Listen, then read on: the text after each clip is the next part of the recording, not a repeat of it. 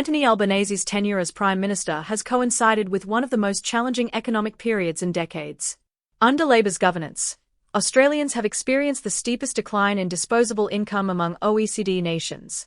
Households are grappling with higher costs of living, reduced purchasing power, and a sluggish economy. Despite record levels of government spending, the average Australian is now financially worse off than when Labor assumed office in 2022. The economy's growth rate, excluding the COVID-19 lockdown period, is the slowest since the 1991 recession. The Reserve Bank of Australia has stated it will not lower interest rates anytime soon due to persistent inflation, leaving borrowers burdened with mortgage payments nearly double those from 2 years ago.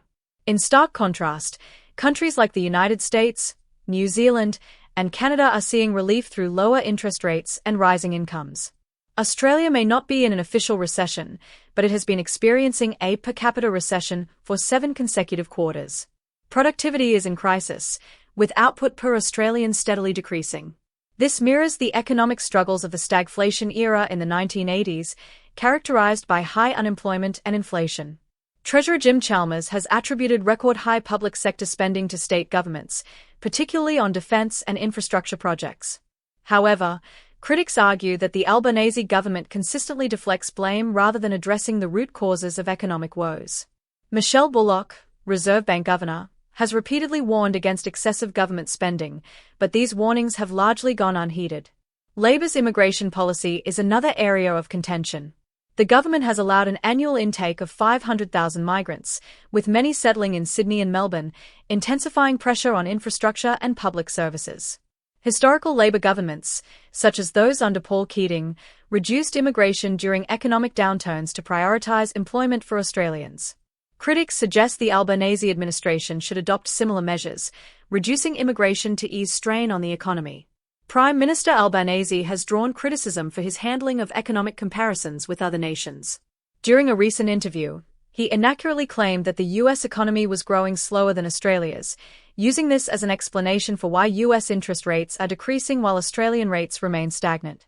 In reality, the US economy is growing significantly faster, with inflation under control at 2.5%, compared to Australia's rising inflation rate of 3.8%.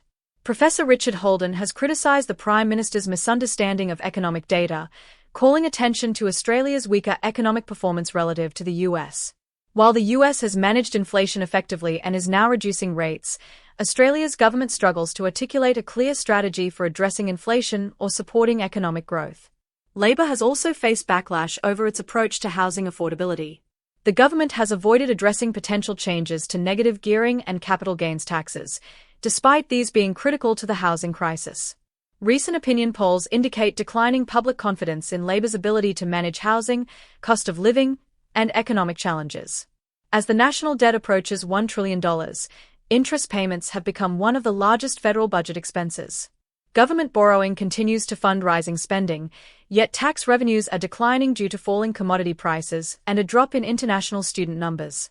With mining profits down by 9% this quarter and corporate tax revenue shrinking, a $30 billion budget deficit is anticipated.